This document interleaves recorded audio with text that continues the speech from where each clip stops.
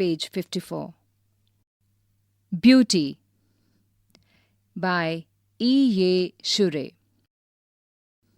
What is beauty? Try to describe what beauty is, or list some of the things or persons you think are beautiful. Now, let us read a poem on beauty. Beauty is seen in the sunlight. The trees, the birds, corn growing, and people working or dancing for their harvest. Beauty is heard in the night. Wind sighing, rain falling, or a singer chanting, anything in earnest. Beauty is in yourself. Good deeds, happy thoughts that repeat themselves in your dreams, in your work, and even in your rest. Page 55. Working with the poem. 1. The poet says beauty is heard in. Can you hear beauty? Add a sound that you think is beautiful to the sounds the poet thinks are beautiful. The poet Keats said, "Heard melodies are sweet, but those unheard are sweeter." What do you think this means? Have you ever heard a song in your head long after the song was sung or played? 2. Read the first and second stanzas of the poem again. Note the following phrases: corn growing, people working or dancing, wind sighing, rain falling, a singer chanting. These could be written as 1. Corn that is growing, 2. People who are working or dancing. Can you rewrite the other phrases like this? Why do you think the poet uses the shorter phrases?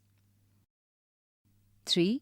Find pictures of beautiful things you have seen or heard of. 4. Write a paragraph about beauty. Use your own ideas along with the ideas in the poem.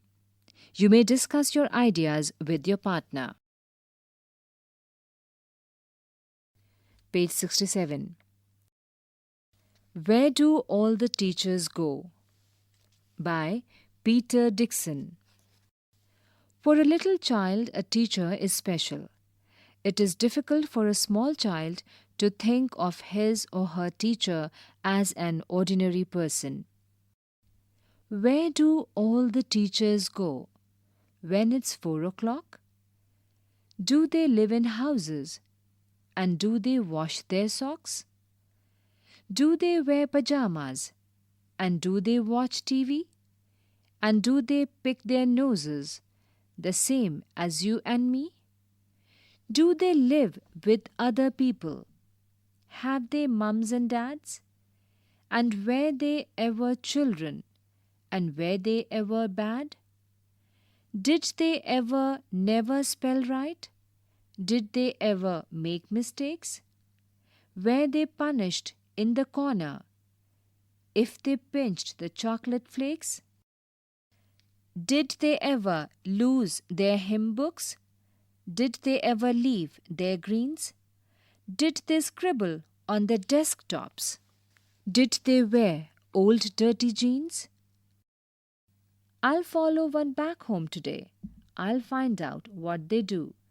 Then I'll put it in a poem that they can read to you. Page 68. Working with the poem. 1. Answer these questions. A. 1. Why does the poet want to know where the teachers go at 4 o'clock? 2. What are the things normal people do that the poet talks about? 3. What does he imagine about? A. Where teachers live. B. What they do at home.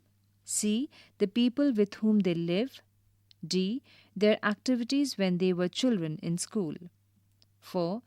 Why does the poet wonder if teachers also do things that other people do? 5. How does the poet plan to find out? What will he do once he finds out? Question 2. What do you think these phrases from the poem mean? 1. Punished in the corner. 2. Leave their greens. Page 82. The Wonderful Words by Mary O'Neill. Imagine a world without language. All humans speak at least one language. The words we speak bring out our thoughts. Read the following poem on words. Never let a thought shrivel and die, for want of a way to say it. For English is a wonderful game, and all of you can play it. All that you do is match the words to the brightest thoughts in your head, so that they come out clear and true, and handsomely groomed and fed. For many of the loveliest things have ever yet been said. Words are the food and dress of thought. They give it its body and swing. And everyone's longing today to hear some fresh and beautiful thing.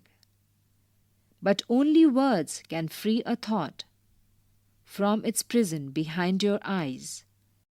Maybe your mind is holding now a marvelous new surprise. Page 83. Working with the poem. 1.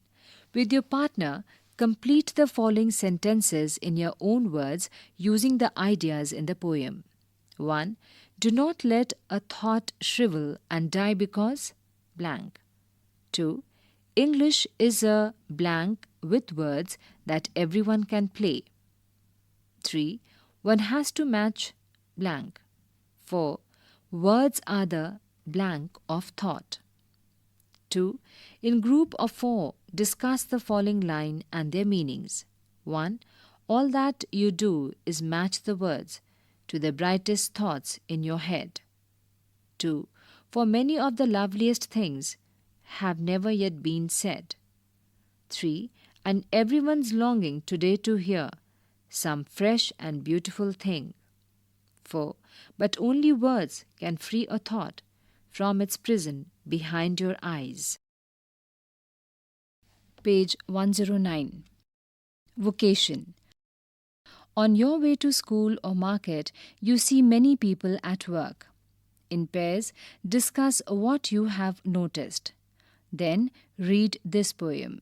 You may read it aloud with a partner if you like. When the gong sounds 10 in the morning, and I walk to school by a lane. Every day I meet the hawker crying, "Bangles, crystal bangles." There is nothing to hurry him on. There is no road he must take, no place he must go to, no time when he must come home. I wish I were a hawker, spending my day in the road, crying, "Bangles, crystal bangles." When at 4 in the afternoon I come back from the school, I can see through the gate of that house the gardener digging the ground. He does what he likes with his spade. He soils his clothes with dust. Nobody takes him to task if he gets baked in the sun or gets wet. I wish I were a gardener digging away at the garden with nobody to stop me from digging. Just as it gets dark in the evening and my mother sends me to bed, I can see through my open window the watchman walking up and down.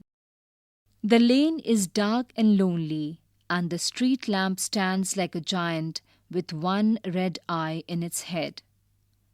The watchman swings his lantern and walks, with his shadow at his side, and never once goes to bed in his life. I wish I were a watchman, walking the street all night, chasing the shadows with my lantern. By Rabindranath Tagore. Page number 110. Working with the poem. 1. Your partner and you may now be able to answer these questions. 1. Who is the speaker in the poem? Who are the people the speaker meets? What are they doing?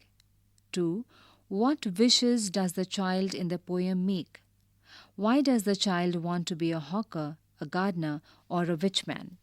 Pick out the lines in each stanza which tells us this. 3. From the way the child envies the hawker, the gardener, and the watchman, we can guess that there are many things the child has to do or must not do. Make a list of the do's and don'ts that the child doesn't like. The first line is done for you. The child must come home at a fixed time. And the child must not get his clothes dirty in the dust. So, you write 10 lines for the child should do and 10 lines for the child should not do. Page 111. Now, add to the list your own complaints about the things you have to do or must not do. 4. Like the child in the poem, you perhaps have your own wishes for yourself. Talk to your friend using I wish I were. 2. Find out the different kinds of work done by the people in your neighborhood. Make different cards for different kinds of work. You can make the card colorful with pictures of the persons doing the work.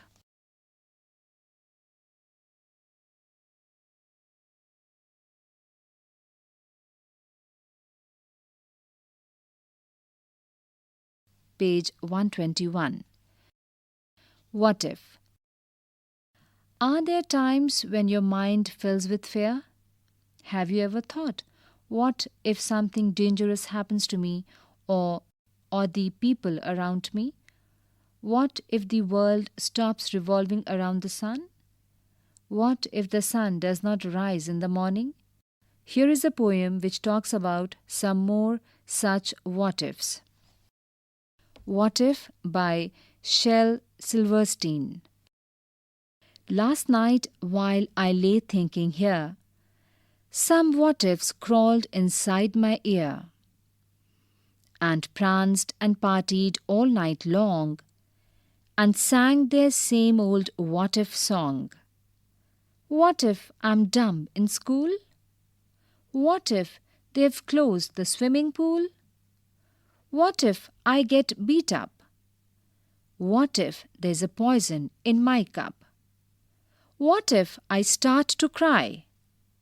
What if I get sick and die?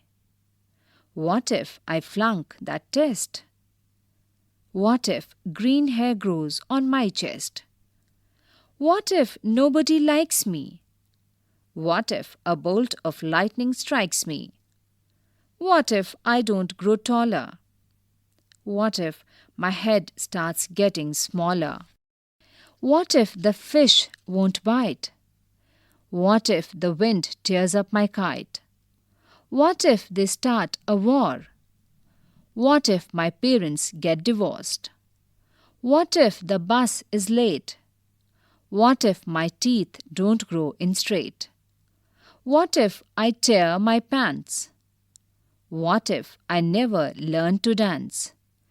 Everything seems swell and then the night time what if strikes again. Page 122. Working with the poem. 1. 1. Who is the speaker in the poem? 2. With your partner, list out the happenings the speaker is worried about. 3. Why do you think she or he has these worries? Can you think of ways to get rid of such worries? 2. Read the following line. Some what ifs crawled inside my ear. Can words crawl into your ear? This is an image. The poet is trying to make an image of what she or he experiences.